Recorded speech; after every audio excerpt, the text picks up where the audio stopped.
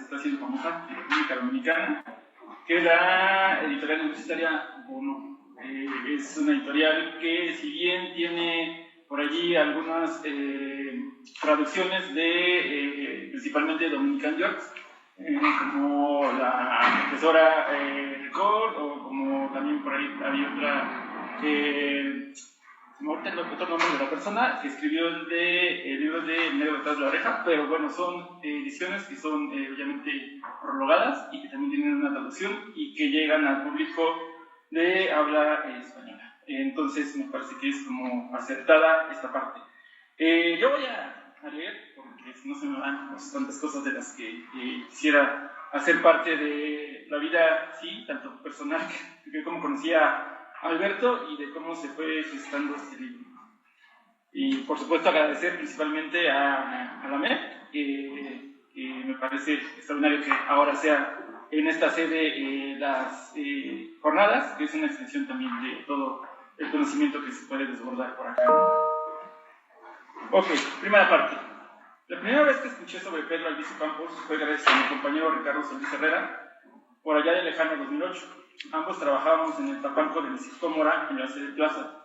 Recuerdo que organizábamos el congreso de la MEC, que se iba a desarrollar en la hacienda de Cantarranas. Tan trágico acontecimiento de la hacienda de Cantarranas, porque todos nos enfermamos del estómago.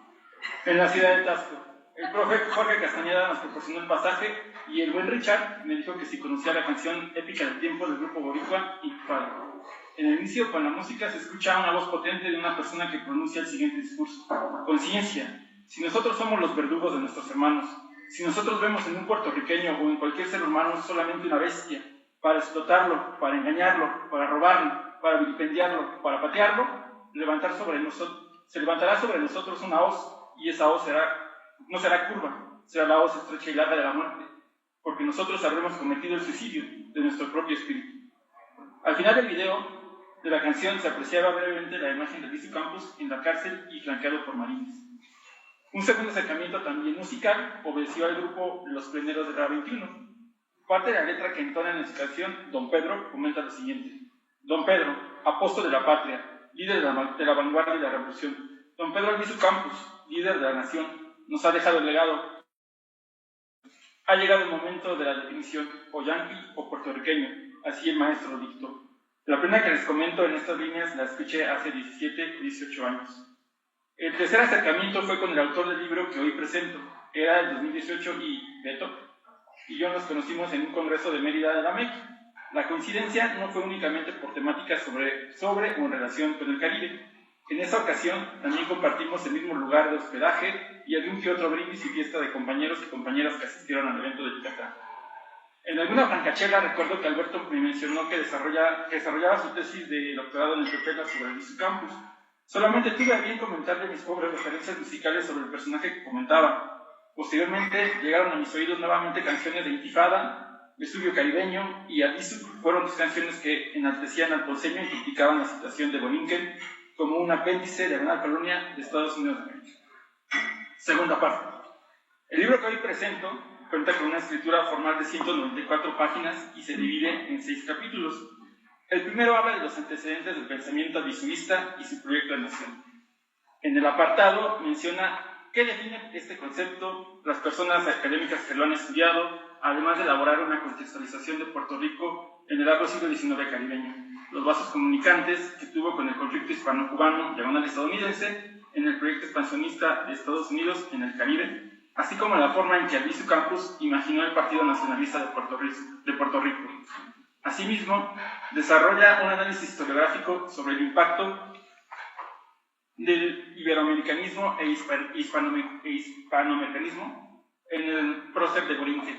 La utilización de estos conceptos dicotómicos, contradictorios y a la vez complementarios en el pensamiento de entre siglos en el Caribe forman parte de un sui generis antiimperialismo del cual abreva el mismo Albizu Campos. Así, para el independentista borinqueño era imprescindible consolidar un pensamiento unificado en el que los tiempos históricos recientes de Puerto Rico, recientes del siglo XIX, se conjugaran con los idearios de Betances, Hostos y el mismo Martí, toda vez que el estatus de autonomía que brindó la corona española a Puerto Rico necesitaba refrendarse a partir de la visita de aquellos territorios que tenían una experiencia de lucha anticolonialista en contra del expansionismo del país de las barras y las estrellas. Entonces, la visita que planeó Albizu Campos junto con el Partido Nacionalista de... No, perdón. Entonces, la visita que planeó Albizu Campos, que estaba en este caso financiado por el Partido Nacionalista de Puerto Rico, tuvo las miras de ganar adeptos a la causa del independentismo borinqueño, reafirmar las experiencias y apoyo antiimperialista en naciones que experimentaron o estaban experimentando un proceso de invasión militar por parte de marines yanquis, además de financiar tanto su visita a las naciones americanas como a la causa de la institución política que encabezaba el estudio caribeño. El segundo capítulo trata sobre la primera parada en la República Dominicana. El 21 de junio de 1927 llegó Albizu Campos a Santo Domingo. Apenas hacía 3 años que la bota yanqui había abandonado la parte este de la antigua isla de la Española. No obstante, el control económico era aún visible a través de la inyección de capitales en ingenios azucareros y en la política económica de asegurar la liquidación de préstamos que brindó Estados Unidos a la nación caribeña a través del control del ingreso general de sus aduanas. No obstante, el desembarco de Albizu Campos en Santo Domingo no fue del todo halagüeño. Para cumplir con la misión, él tuvo que vender su casa, cerrar su despacho de abogado y la dirección del semanario El Nacionalista de Ponce. El principal tema que llama la atención al momento de leer la parada de Albizu Campos en República Dominicana es la polémica que identificó Alberto García sobre las condiciones que tenían los trabajadores puertorriqueños en la zafra, en la caña, vaya. Si bien uno de los objetivos de la encomienda era la creación de una liga continental pro independencia de Puerto Rico, el itinerario intelectual cambió al calor del momento. Al retomar las condiciones de la población que laboraban en la fabricación del edulcorante, se vio la necesidad de emitir una opinión en torno a la valía de Borinquen como una patria cuyo valor cultural no dependía de un racismo biologicista que demeritaba su inserción en el concierto de las naciones caribeñas. Para Albizu, así como para varias de las personalidades que lo acompañaron durante el periplo dominicano, el valor del independentismo puertorriqueño se vinculó más con la movilización en contra de la ocupación estadounidense. Inclusive, un joven Joaquín Balaguer lo acompañó durante la alocución que hizo Albizu Campos en Santiago de los Caballeros ante la comunidad puertorriqueña allí residente. En esta primera parte de su viaje por el Caribe y México, Albizu Campos concretó una buena relación con figuras clave de la política dominicana. Se entrevistó con el presidente Horacio Vázquez, ratificó sus lazos de hermandad con Federico Enríquez y Carvajal y editores de Rotativo y Sin Diario. El principal logro del tendido de estas redes intelectuales fue la creación de la Junta Nacional Dominicana por Independencia de Puerto Rico, misma que encabezó el mismo Enríquez y Carvajal, así como la promoción de la desocupación de Puerto Rico a través de la Unión Nacionalista Dominicana y la relación con Américo Lugo. Un logro más que obtuvo Albizu fue la creación de Juntas Nacionales Dominicanas por Independencia de Puerto Rico en La Romana, San Pedro de Macorís y en Santiago de los Caballeros. Para el caso del tercer capítulo, García Mendoza enfoca su pluma sobre la parada de Albizu Campos en Haití. La República Negra aún se encontraba bajo la ocupación de Estados Unidos a 1934. El autor contextualiza el escenario político haitiano a partir de las elecciones de 1902, la derrota de Antonio Firmin y el avance e influencia económica de Estados Unidos en la nación caribeña. Es de llamar la atención que para la visita del independentista borinqueño a Haití vincula la condición de los líderes rurales campesinos con las luchas libertarias haitianas que desafiaron al ejército de ocupación. Así lo demuestra también la incorporación en su relato historiográfico de Rosalvo Bobo, líder del Partido Nacionalista Haitiano y continuador de la causa feminista, así como la figura nacionalista de Antoine Pierre-Paul. No obstante, a decir de García Mendoza, fue la Unión Patriotique la principal organización política de la cual Albizu Campos trabó contacto para su causa nacionalista. De esta manera, Joseph Jolibois Fils configuró como una de las personalidades más vinculadas a Albizu durante su efímera visita a Haití. A manera de spoiler, no sería la única vez que ambos personajes coincidirían. Ya en México, el haitiano, tras un exilio, se reencontraría con el borinqueño. Las principales temáticas que abordó Pedro Albizu Campos fueron los llamamientos a las naciones latinoamericanas para alzar la voz y reconocer que la liberación de Haití era un hecho que le competía a toda América Latina. Además de hacer notar que la misma patria de Desailly necesitaba figurar entre los pueblos iberoamericanos que quieren el apoyo de la hermandad y amistad de pueblos amigos. Esta solidaridad y camaradería quedó de manifiesto con la realización del brindis que organizarían Antoine Pierre-Paul y Joseph Joly Warfield, antes de la partida de Haití de Albizu Campos. Las pocas horas que estuvo Albizu Campos en Puerto Príncipe fueron más que fructíferas. Logró contactar a los líderes de la Unión Patriótica, visitar las instalaciones de los principales rotativos, además de la conformación de un comité pro independencia de Haití por parte de la Junta Nacional del Partido Nacionalista de Puerto Rico.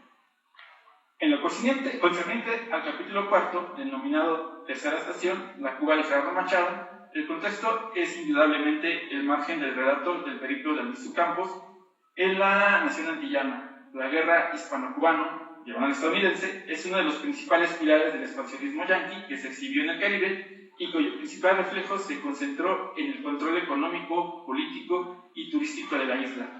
La creación de un turismo a modo, el control del extractivismo minero y el desarrollo de la industria tabacalera fueron una de las principales características del modelo comercial de la nación de las barras y las estrellas durante la incipiente independencia cubana.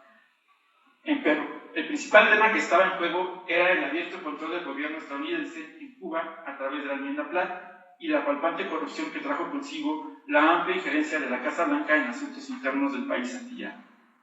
Así, los principales detractores de esta manera de hacer política en Cuba se encontraron con personalidades como Jorge Manach, Juan Marinello, además de Rubén Martínez Villena, casi todos involucrados en el ámbito intelectual y artístico y que se constituían alrededor del grupo minorista que era detractor de Gerardo Machado. Y fue con Jorge Manach Robato, con quien tendría un contacto primordial porque estudió con Albizu Campos en Harvard y también con otras de las personalidades que recibieron a Albizu Campos, fue evidentemente Max Enrique Sureña, quien era presidente del Instituto Hispano-Cubano de Cultura de Oriente. En lo que respecta al balance de la primera visita de Albizu a Cuba, debe considerarse que se caracterizó por una efervescente lucha estudiantil en la que el directorio estudiantil universitario, el DEU, tuvo un protagonismo relevante en la Universidad de La Habana en contra de Gerardo Machado. De hecho, gracias a las protestas universitarias, Julio Antonio Mella crecería como un importante actor en el Partido Comunista Cubano. Ahora bien, fue con el mismo grupo finalista que logró la constitución de la Junta Nacional Cubana pro Independencia de Puerto Rico. Figuras como Enrique José Barahona y el mismo Juan Alberto Gómez serían fundamentales para la defensa de la independencia de Borinquen a través de esta asociación. Sin embargo, la primera estadía de Albizu Campos en Cuba corrió el peligro de un posible encarcelamiento por el elevado tono de reclamo antiimperialista y la visita del presidente de Estados Unidos en el marco de la sexta conferencia panamericana de La Habana. Por tanto, el presidente Machado giró órdenes para el encarcelamiento de Albizu y, gracias a la participación de diplomáticos mexicanos, lograron que el boricua viajase a México para que, a la postre, retornase a Cuba para participar en el 7º Congreso de Prensa Latina. El capítulo 5 del libro de García Mendoza es el que más disfruté. Mucho de la reconstrucción del viaje de Albizu Campos en México tiene la mediación de unos lentes historiográficos que raramente utilizo. Me refiero específicamente a mirar la Revolución Mexicana como un proceso de matices políticos sociales que aglutinó a una variopinta sociedad de intelectuales que buscaron reproducir las condiciones mínimas de pensamiento en una nación que se redefinía constantemente. Aún no estaba institucionalizada la revolución en un partido político, o comenzaba a hacerlo, y era evidente que los movimientos sociales de corte antiimperialista tenían un buen cobijo. Al menos así quedó de manifiesto con el apoyo de Plutarco Elías Calles a la causa salinista y el arribo de personalidades como Joseph Joly Warfield, Víctor Raúl Aya de la Torre, Julio Antonio Mella y otros.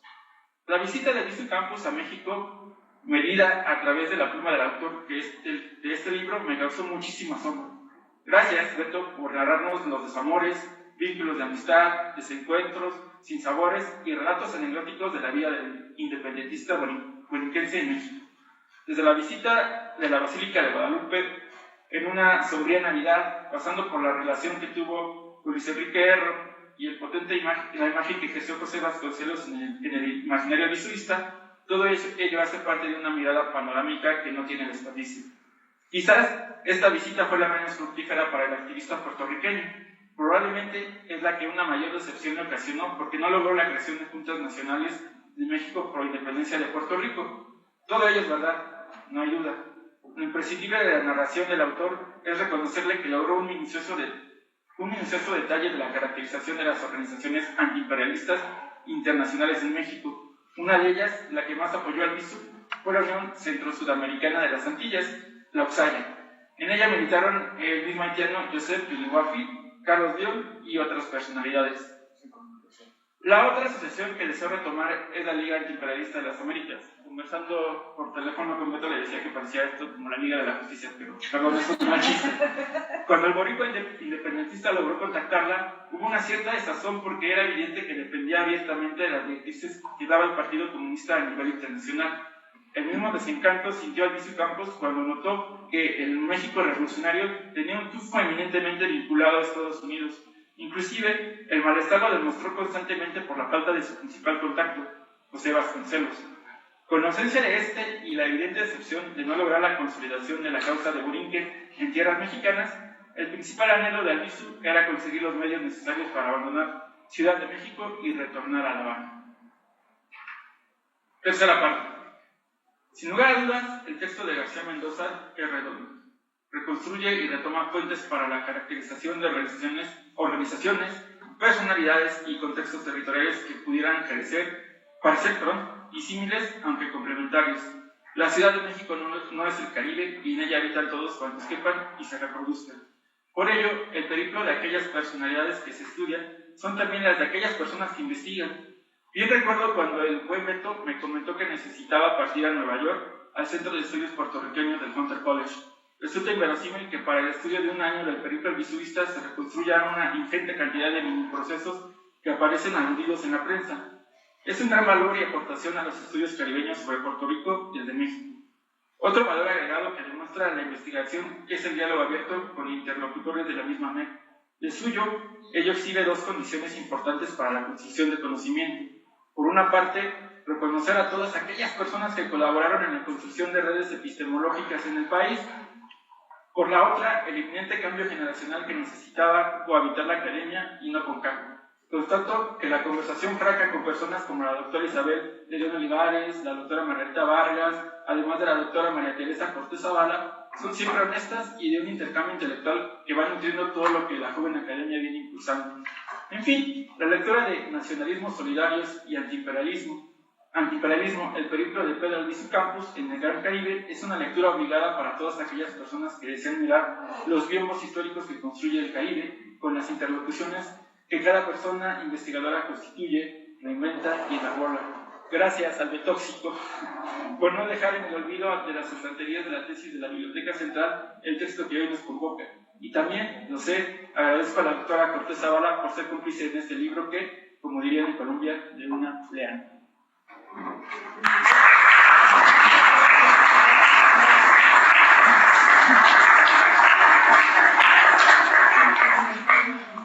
Bueno, muchas gracias a Saúl por dejarnos esta invitación para acercarnos al libro Nacionalismos Solidarios y Antiimperialismo del doctor Alberto García. Muchas felicidades también al doctor por su obra. Vamos a dar paso a la segunda presentación titulada Los retos del desarrollo en las Antillas Hispanas, estrategias y políticas 1945-2010, es decir, un periodo más reciente. Este libro es de Óscar Zanetti Lecuona y la editorial es Ruth Casa Editorial, salió en el 2024. Esta ocasión lo presenta Luis Francisco Velarde Martínez de la Asociación Interdisciplinaria para el Estudio de la Historia de México, AC. Entonces, pongo su presentación. Buenas tardes. Antes de proceder a la lectura del documento que he preparado para esta ocasión, deseo agradecer a la Asociación Mexicana de Estudios del Caribe por la aceptación de la propuesta. Saludo a las y los colegas de la mesa, al moderador, a los presentes y desde luego a quienes nos acompañan vía remota. Un saludo especial para el doctor Zanetti, un abrazo. La abrumadora evidencia acerca de las desigualdades persistentes entre las naciones latinoamericanas y caribeñas hacia la tercera década del siglo XXI nos inducen a cuestionar severamente las estrategias seguidas por los estados de esta porción del mundo durante por lo menos los últimos 70 años. si partimos de reconocer a la temprana posguerra como forjadora de un nuevo orden económico planetario afianzado en las hegemonías estadounidense y soviética. No obstante que muchas de las ideas y proyectos que se pondrían en práctica durante el periodo de reconstrucción tuvieron sus antecedentes en los decenios previos. El libro de Óscar Zanetti, Lecuona, Los retos del desarrollo en las Antillas Hispanas, Estrategias y políticas 1945-2010, recupera estas y otras inquietudes acerca de los planes y proyectos económicos implementados por los gobiernos de la región tras el desenlace de la Segunda Guerra Mundial, partiendo de dos realidades incontrovertibles. Por un lado, la gran divergencia, es decir, la polarización entre países industrializados y no industrializados, ricos y pobres, o desarrollados y subdesarrollados. Por otro lado, las pretensiones modernizantes de las élites políticas y económicas a partir tanto de sus propias agendas como de los pactos establecidos con las clases trabajadoras. Desde esta perspectiva, el libro da continuidad a dos líneas de trabajo intelectual desarrolladas por el autor en sus entregas más recientes: el análisis histórico comparado de las Antillas Hispanas, Cuba, República Dominicana y Puerto Rico, y el revisionismo económico más allá de las economías azucareras. Valdría la pena también mencionar aquí su predilección por los cortes temporales asincrónicos respecto al calendario civil, generalmente de tipo transsecular, como el propuesto en la obra que hoy presento ante ustedes. Pues queda claro que con la fijación del cierre de su estudio en el año 2010, no solo muestra los límites del paradigma neoliberal en los casos dominicano y puertorriqueño, sino que esa extensión hacia la primera década del siglo XXI le permite problematizar las consecuencias económico-sociales del denominado periodo especial, la reorientación de las relaciones internacionales, así como la terciarización de la economía cubana, aspecto este último compartido por las tres naciones estudiadas.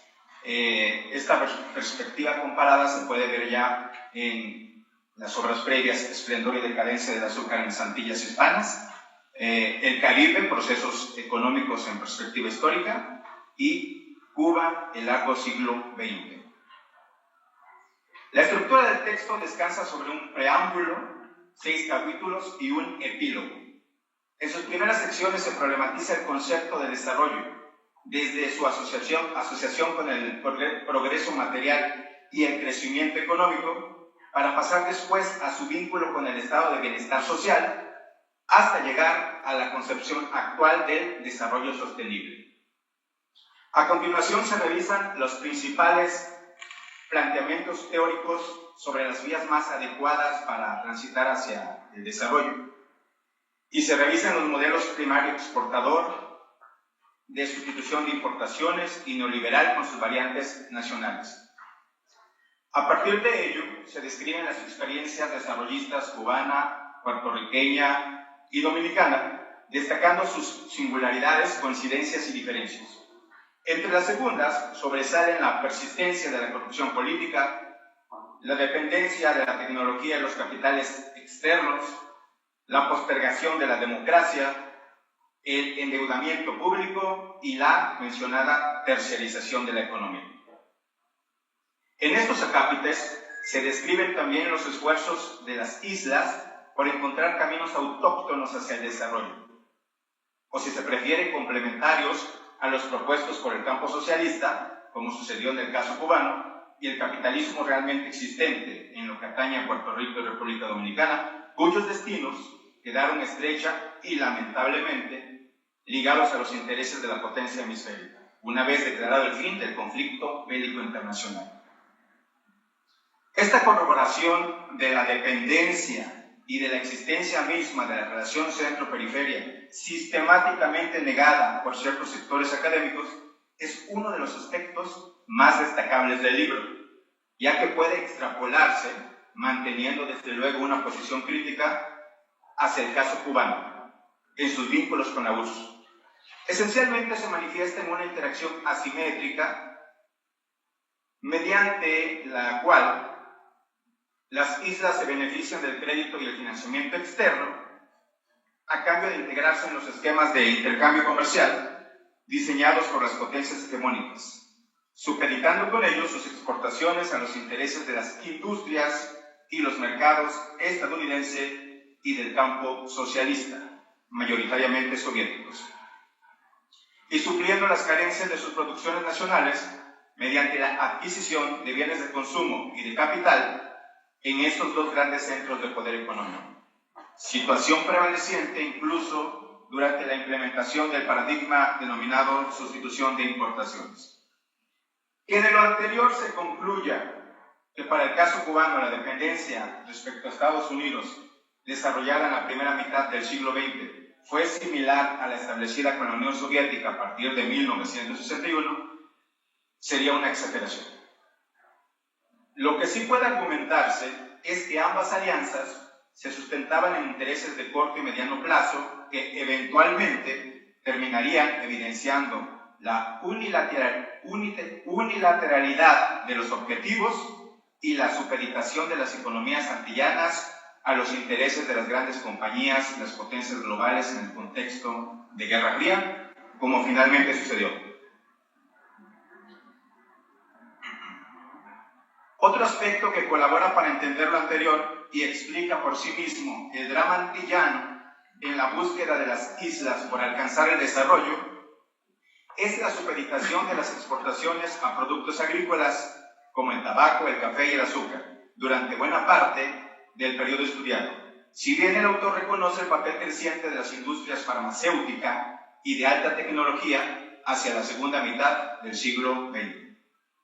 Lo que nos obliga a situar la búsqueda del desarrollo en la lucha de las naciones latinoamericanas y caribeñas por un comercio justo a partir del equilibrio entre los precios de los productos agrícolas y las materias primas respecto a las manufacturas.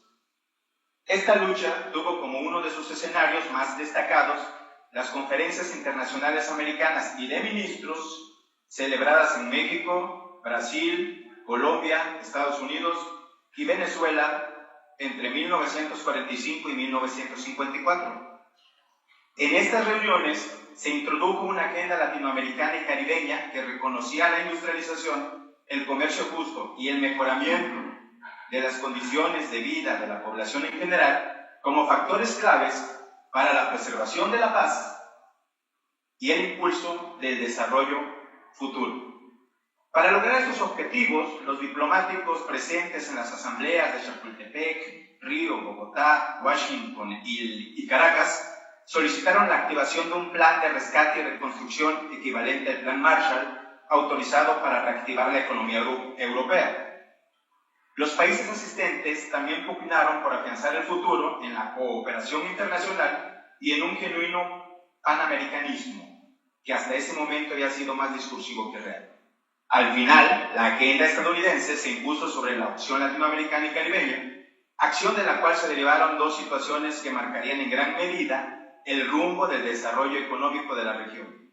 La subordinación de la estrategia de seguridad hemisférica impulsada por la potencia norteña a través del Tratado Interamericano de Asistencia Recíproca y la aceptación de que los proyectos económicos tendrían que ser financiados por los capitales nacionales e internacionales.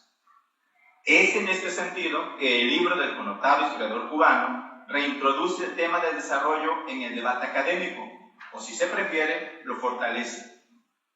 Por aquello de que el asunto, a pesar de sus detractores, se ha mantenido vigente en la intersección entre los siglos XX y XXI y hasta el presente. Con el acierto de que trasciende la teoría y la sombra especulativa que ésta suele generar y en su lugar propone un análisis de las circunstancias en las que los planes y proyectos económicos fueron implementados en Cuba, Puerto Rico y República Dominicana, afrontando con éxito la comparación de tres realidades no del todo similares. En lo concerniente al diálogo con otros autores y las interrogantes o provocaciones generadas por la lectura del texto, diremos que una primera reacción se hallaría en la negación del desarrollo de los países estudiados por Zanetti, dada la condición actual del capitalismo global, específicamente en lo que atañe a la polarización centro-periferia. Por lo tanto, en estas circunstancias, las pretensiones desarrollistas latinoamericanas y caribeñas colaborarían ingenuamente, entre comillas, porque ¿a quién le interesaría perpetuar el desarrollo de nuestras naciones? Al desarrollo del subdesarrollo, como se concluyó en los no siempre bien leídos y peor refutados aún, estudios desde la dependencia, y aquellos que plantearon la crítica a la teoría clásica del comercio internacional. Es precisamente en este segundo grupo donde la obra más reciente de Zanetti halla probablemente un inesperado interlocutor, en sentido figurado, en el trabajo del economista egipcio Samir Amin, quien hasta su último aliento sostuvo la necesidad de reintegrar el desarrollo en el debate público y la política económica, reactivando los proyectos de industrialización con miras a satisfacer la demanda de los mercados internos y propiciando la desconexión de la globalización financierista y comercial para a partir de ello refundar las relaciones entre los países del mundo.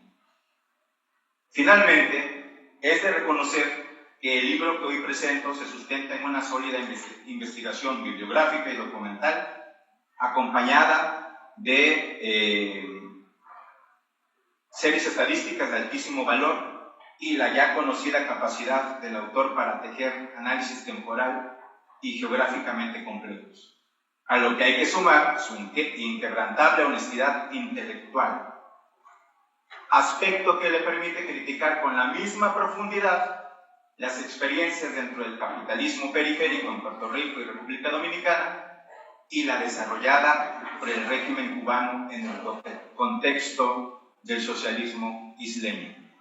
Y para finalizar, hay también un diálogo con el presente, porque la última, por favor.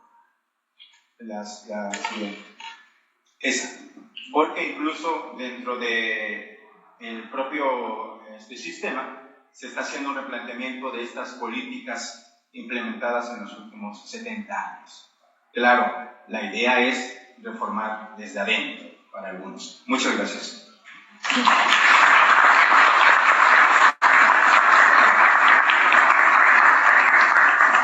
Bueno, muchas gracias Luis por la presentación de esta interesante obra. Me parece que siempre es de celebrarse textos donde se explore la parte económica del desarrollo a nivel caribeño y bueno, también bastante ambiciosa por los periodos, ¿no? Es decir, estamos hablando más o menos de 5 o 6 décadas que no dudo que hayan sido bastante relevantes y bien tratadas en este libro.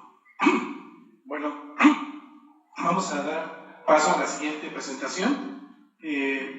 La obra es titulada Bicentenario, de Lionel Truollot, la traducción de Ana Inés Fernández Ayala. La editorial es Elefanta, del 2025, y la presenta la misma Ana Inés Fernández Ayala, y es de la Universidad Nacional Autónoma de México.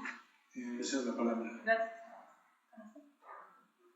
Hola, buenas tardes. Muchas gracias. Gracias por aceptar la presentación. Es la primera presentación de este libro en español y bueno, vamos al ámbito de la ficción. Es una novela, como ya dijo el compañero, el escritor haitiano Lionel Truollot. Bueno, para empezar, un apunte sobre la labor de las traductoras y los traductores. Muchas veces, además de traducir o antes de traducir, funcionamos como curadoras de catálogos o como agentes literarios de alguna forma, y leemos, buscamos, presentamos a editoriales novelas o textos en general para su publicación en nuestra lengua, ¿no? para que existan este tipo de literaturas en nuestra lengua. Y bueno, ese es el caso de Bicentenario, esta novela que traigo aquí, que no les enseño porque se me cierra la completa. Perdón. Ahorita se lo enseño. Y bueno, tengo un interés particular, personal, en la literatura franco-antillana, y esta novela fue escrita en 2004, fue publicada en francés en 2004, año del bicentenario de la independencia de Haití, como lo dice su nombre, y en español este año por la editorial Elefanta. El autor, Lionel Trujillo, pueden encontrar pues, toda su obra y su biografía, digamos, en internet. Lo único que me interesa apuntar es que es de los pocos escritores o intelectuales que han permanecido en Haití, que siguen viviendo en Haití, y solo destacar que me parece una postura política en sí misma. Que haber permanecido en esa mitad de isla que es, pues como todos sabrán, que tiene una situación socioeconómica, política muy compleja desde hace mucho tiempo. Y bueno, la novela, les platico brevemente la trama de la novela. Es la vida, un día en la vida de un estudiante, el protagonista de la novela, en la capital haitiana, Puerto Príncipe, que se dirige a la manifestación que va a haber, la manifestación en las calles que van a haber por el bicentenario de la independencia de Haití, para pues reprocharle al gobierno todo lo que debe ser reprochado.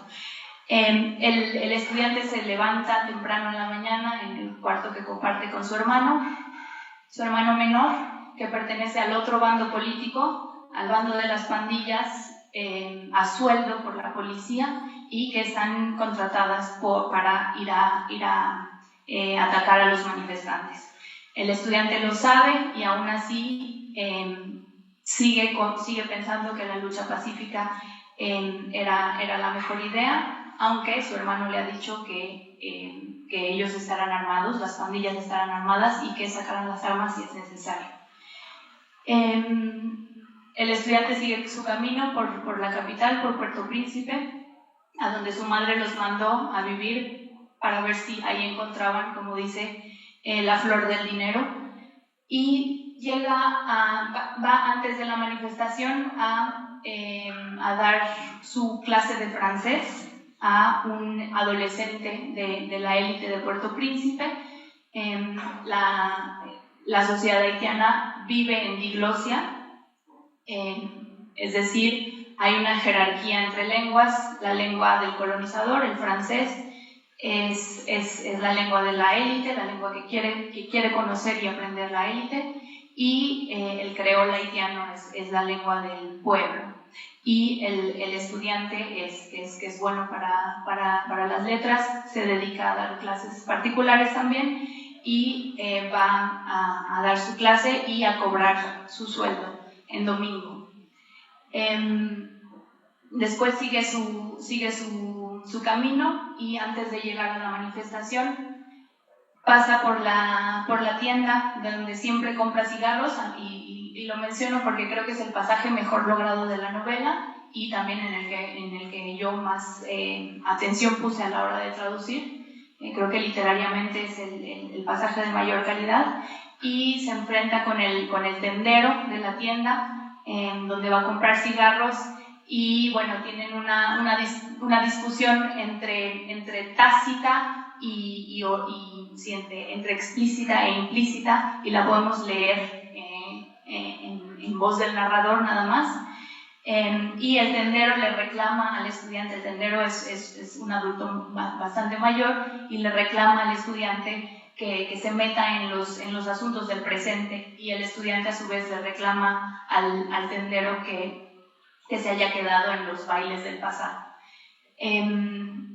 Por último, llega, bueno, por último, pasan muchas cosas que no les voy a narrar, pero es como el hilo conductor de la novela. Llega a la manifestación, se encuentra con sus camaradas, con sus colegas,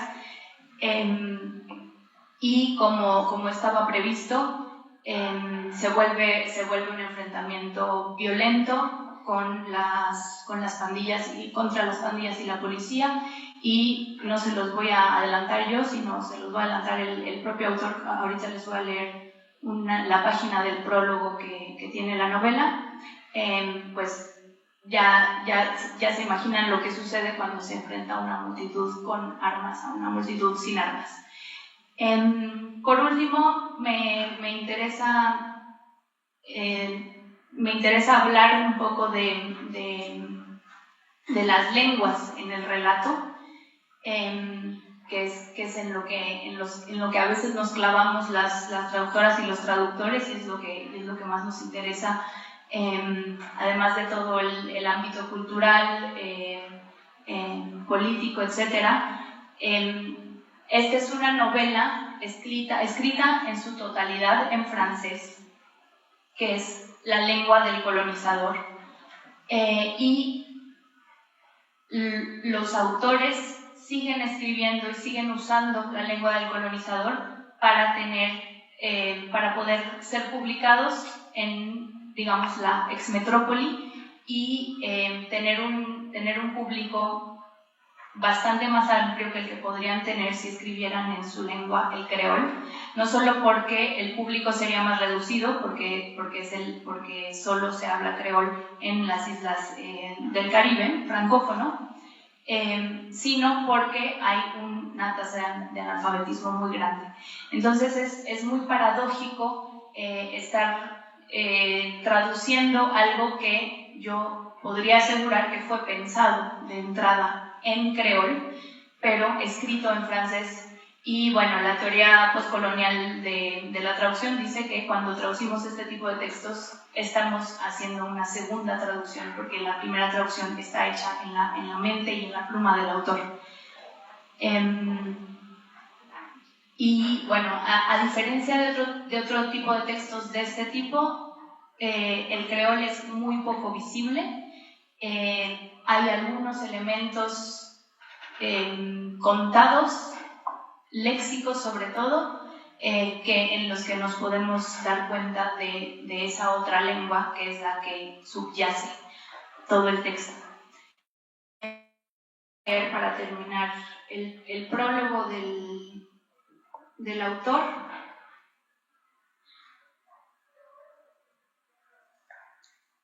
Con esto acabo. Algunos lectores quizá juzgarán necesario establecer un lazo entre este relato y los sucesos políticos que marcaron el bicentenario de la independencia de la República de Haití. Por tanto, cualquier parecido con personas vivas no será producto del azar, sino un efecto deliberado que autoriza al lector a distinguir entre lo verdadero y lo falso, a verificar los hechos con los cronistas. Y la única conclusión interesante consistiría en ubicar al narrador entre los buenos o los malos según su relación de los hechos. El error sería creer que el relato comienza con la frase menos verdadera, la que tiende la trampa. El estudiante bajaba la colina acariciando el suelo con sus pasos para no despertar a su hermano. Ese estudiante, que podría llamarse Lucien Saint-Hilaire, y su hermano, a quien aquí solo llamaremos con los sobrenombres de El Chiquito y Little Joe, no existen. Tampoco su madre ni el mar, ni ninguno de los demás personajes. Todo es forzosamente ficticio, los diálogos, los recorridos, la ciudad, el contexto. Aquí todo remite a lo incomunicable, al silencio que esconden el ruido y el furor. Por tanto, el objetivo no es iluminar a quien quiera entender por qué la policía cargó contra una multitud pacífica, por qué la ciudad empuja a su población a la delincuencia, por qué esto y por qué lo otro. Como en todos los relatos, aquí se oirán más voces que causas, o a cada voz explorando en su monólogo su causa o su ausencia de causas, lo que le pertenece de verdad, su parte de búsqueda y de ignorancia. Después de todo, puede ser que las cosas, pero ¿cuáles?, hayan sucedido así en alguna isla del Caribe. Una multitud que marcha, que se cae, que se levanta, que pertenece al mundo de lo visible. Pero, ¿qué diablos pasa en la cabeza de la gente? Por ejemplo, en la de un estudiante que se llamara Lucien Saint-Hilaire, mientras baja la colina acariciando el suelo con sus pasos para no despertar a su hermano, a sus vecinas, y que luego se encuentra con cierta cantidad de gente, en cuyas cabezas también pasan muchas cosas. Un estudiante que camina, que existe y que no existe, y que se plantea sin respuesta la pregunta de la existencia, sin saber que, al final de la marcha, va a morir, cosa que el lector ya sabe al inicio del relato y, así, le saca al héroe un inútil cuerpo de ventaja. Muchas gracias.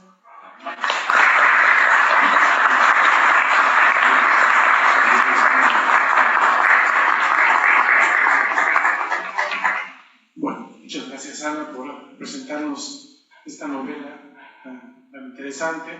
Me parece que siempre la novela será una excelente forma, ¿no?, de acercarse a este fenómeno tan trágico, tan complejo que es el tema de Haití.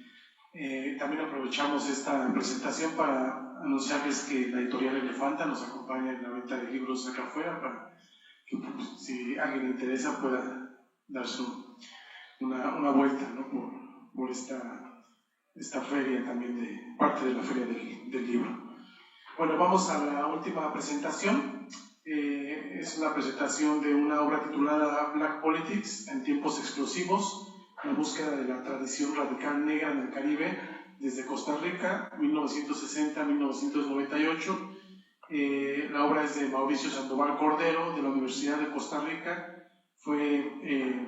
Salió en el 2024, y para la presentación nos acompaña el mismo autor y nos acompaña María Laura Stephen Chávez, de la Universidad Estatal a Distancia, también de Costa Rica.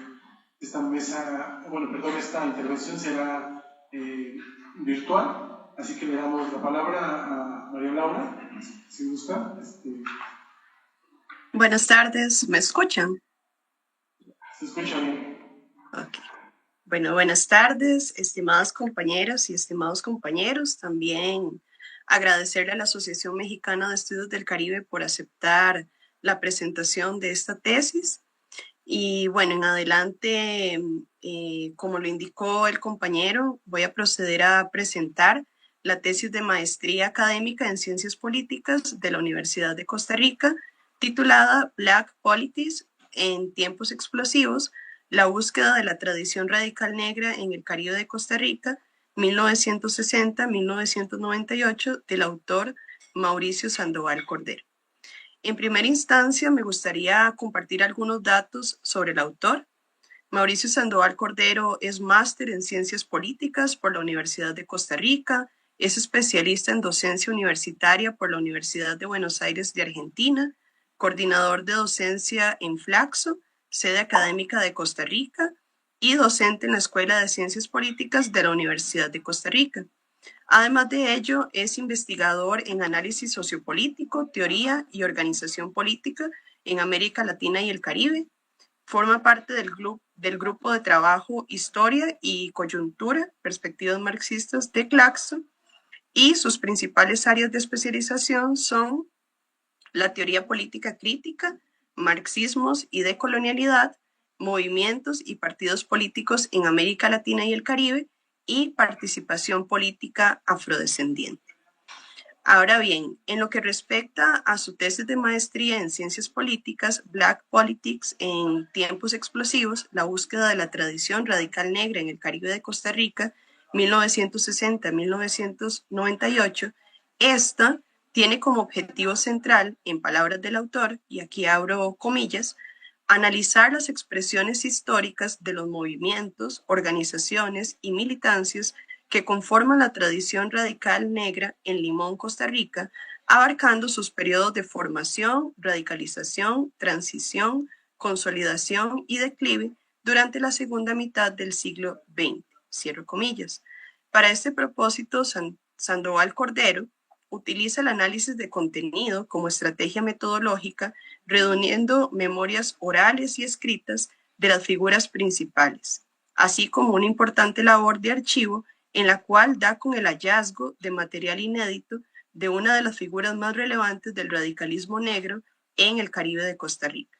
Cabe indicar que la presente tesis se enfoca en el papel central de Marvin Wright Lindo, conocido como Calalú, y de Guillermo Joseph Weinland.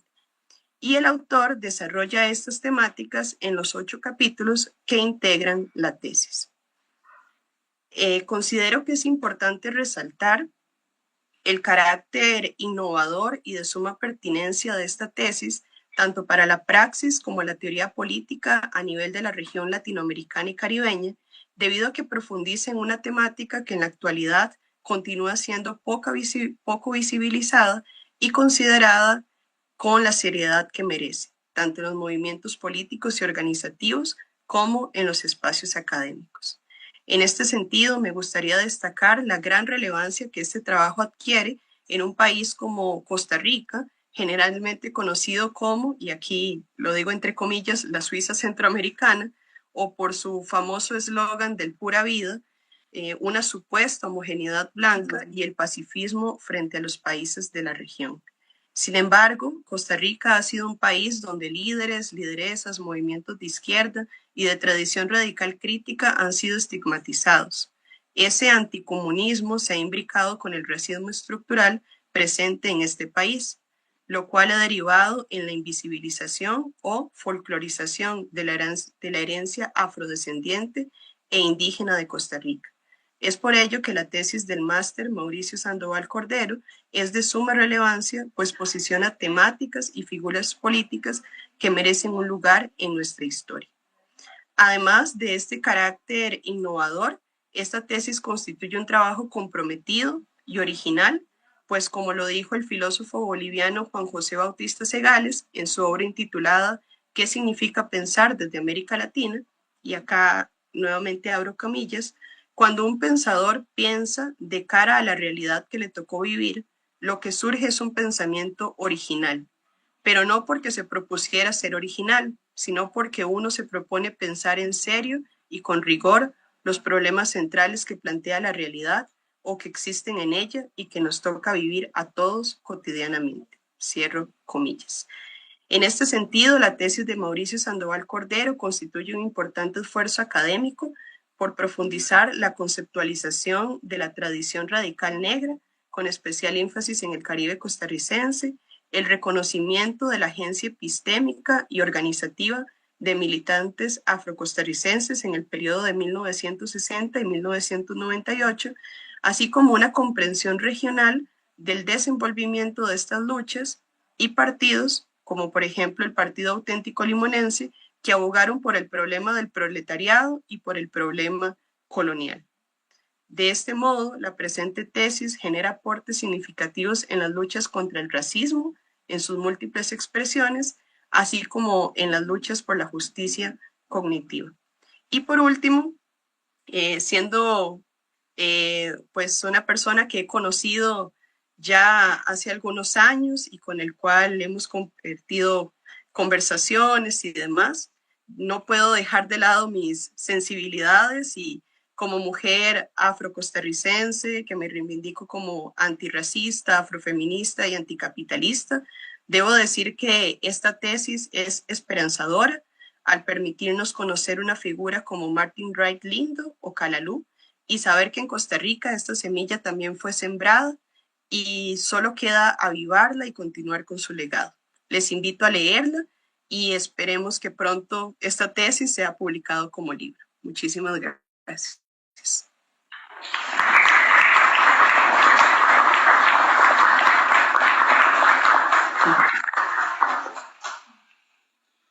Muchas gracias, María Laura, por esta generosa presentación. ¿Sí me escuchan bien? Perfecto. Y bueno, agradecer también a la AMEC por aceptar la propuesta de presentación. Bueno, mi nombre es Mauricio Sandoval, soy el autor de esta tesis. Y como bien mencionaba María Laura, fue un trabajo de recuperación histórica, de revisión de archivo, un archivo que estaba invisibilizado y que estaba disperso también, poco tratado, poco explorado, no tenía ningún antecedente de investigación académica sobre esto. eso implicó un montón de retos, ¿verdad? Para poder también ordenar, digamos, como esta amplia... ese amplio espectro de archivos que encontré.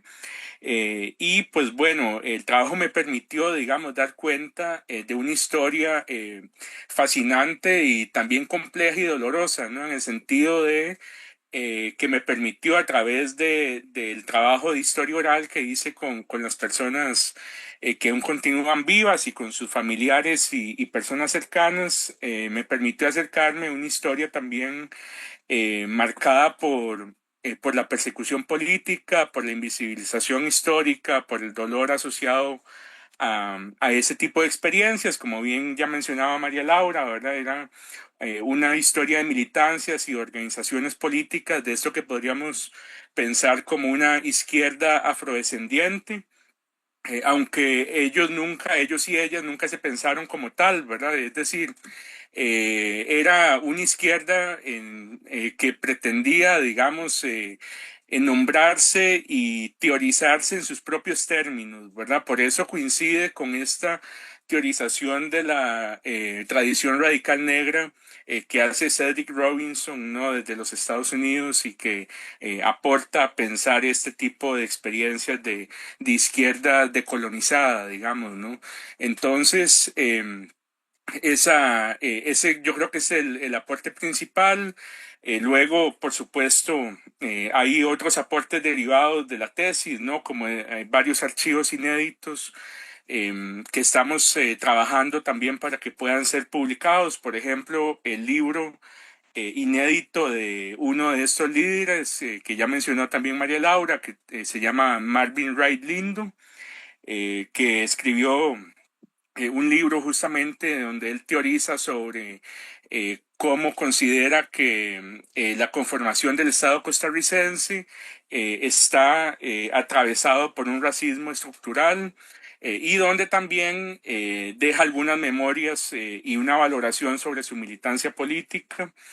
Eso es muy interesante. Otra de las líneas que se derivan también de esta investigación es esta perspectiva más transnacional de la participación de estas militancias en el movimiento afro-latinoamericano a través de los congresos de la cultura negra de las Américas, ¿verdad? Tanto que bueno que se conoce que comenzaron en Colombia con Manuel Zapato Olivella y luego en Brasil y en Panamá.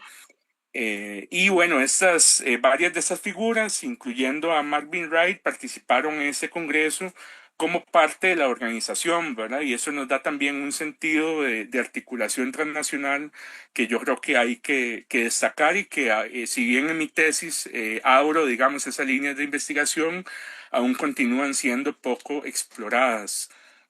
Y bueno, hay otro aporte importante que tiene que ver con también los alcances políticos que tuvo este movimiento y luego este partido político en torno a la reivindicación de los derechos de la cultura negra en Limón, en el Caribe de Costa Rica, y también en las luchas por la tierra, digamos, que esa era la base, digamos, social que tenía este movimiento. Muchas tomas de tierra que luego se conformaron en las barriadas populares de esta provincia y que yo creo que es un aporte, digamos, a la memoria que aún continúa viva, digamos, en ese territorio del Caribe costarricense. Creo que por ahí hay otros aportes que, bueno, por supuesto, todo lo que tiene que ver con la reivindicación de hacer política también desde las propias coordenadas, digamos, culturales de la población, ¿verdad? Era un movimiento y luego el partido que hacían política a través del uso del creol, del inglés creol limonense. Eso es muy relevante en un país que continúa pensándose como un país blanco, ¿verdad? O blanqueado, y con el idioma español como oficial, ¿verdad? Y que en ese sentido esas expresiones de una política pensada desde las propias raíces culturales de esta población marcan, digamos, un hito muy importante en el Caribe costarricense y que aún hoy es recordado, ¿verdad? A través de, eso lo pude evidenciar a través de las entrevistas con la población que recuerda aún hoy, digamos, esta forma de hacer política en el Caribe de Costa Rica. Y bueno, hay otro aporte que, digamos, yo creo que no es menor, que tiene que ver con una recuperación de fotografías, de archivo audiovisual también, bueno, eventualmente, creo que hoy no tenemos tiempo, pero que se encuentra en la tesis y que se puede revisar, digamos, que tiene que ver también con este posicionamiento de los cuerpos afro, digamos, en la política, que han sido poco visibilizados a través del audiovisual, y que el trabajo me permitió, digamos, también identificar esos archivos.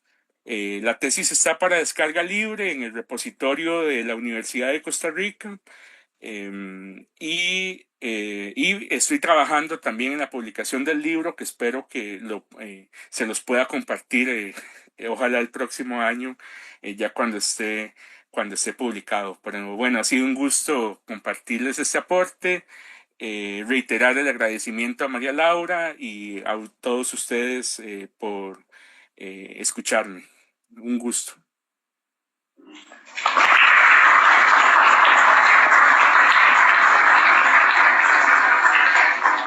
Muchas gracias.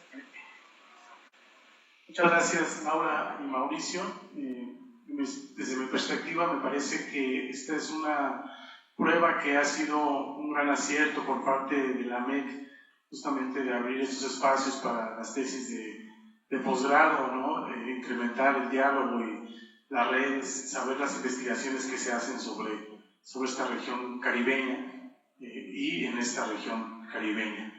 Bueno, a pesar de que hemos terminado con las presentaciones, sí me gustaría dar paso a una parte que se ha estado haciendo costumbre en estas jornadas del libro caribeño y que me parece bastante interesante, bastante importante y sobre todo bastante emotivas, que es escuchar algunas palabras por parte de los autores de los libros que aquí se han presentado, de las obras que aquí se han presentado. Entonces, no sé si podríamos darnos algunos minutos para escuchar en primer momento al doctor Alberto García, si quiere dar unas palabras sobre su libro, platicamos de lo que encontramos.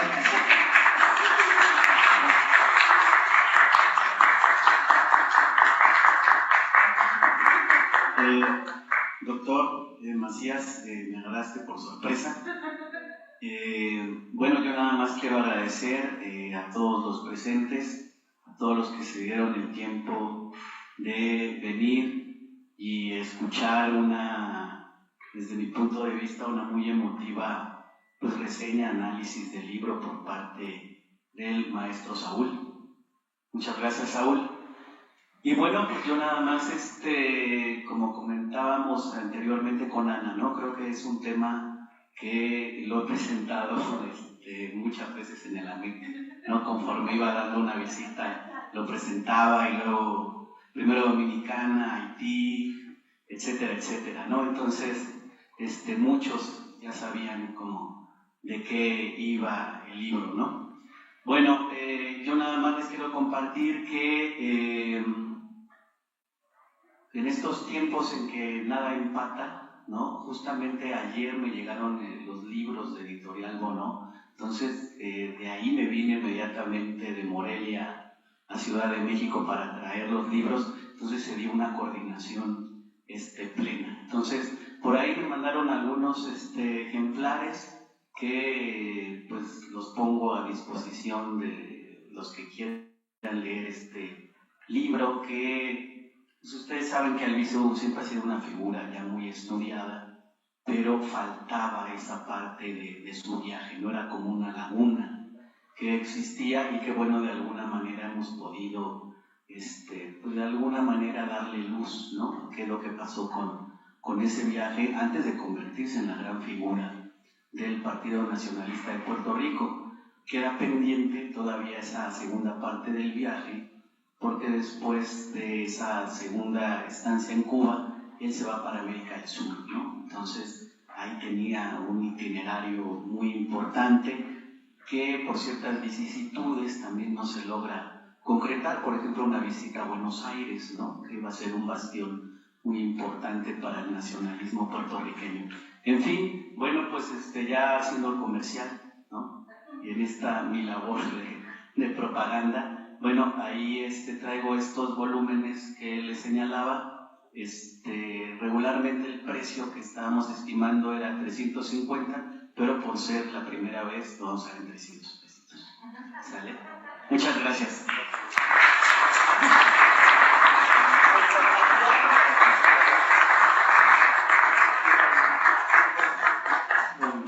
Lamentablemente no nos acompaña el doctor Oscar Zanetti, pero de acá le mandamos un cordial saludo. Ana Inés, ¿te gustaría dar unas palabras, comentar algo, promocionar tu libro? Ya nos comentaste. Está aquí afuera también. Bueno, muy bien. Y finalmente, Mauricio, bueno, también ya te escuchamos, nos comentaste que podíamos encontrar tu tesis en el repositorio de la universidad. ¿Alguna cuestión que quieras comentar extra o cerramos? No, así está bien, muchas gracias. Perfecto. Bueno, damos por terminada esta primera jornada de las 25 jornadas del libro caribeño. Los esperamos mañana, jueves, a las 10 de la mañana para la mesa número 4, que va a ser una presentación de tesis e informes de trabajo. Muchas gracias. Muchas gracias.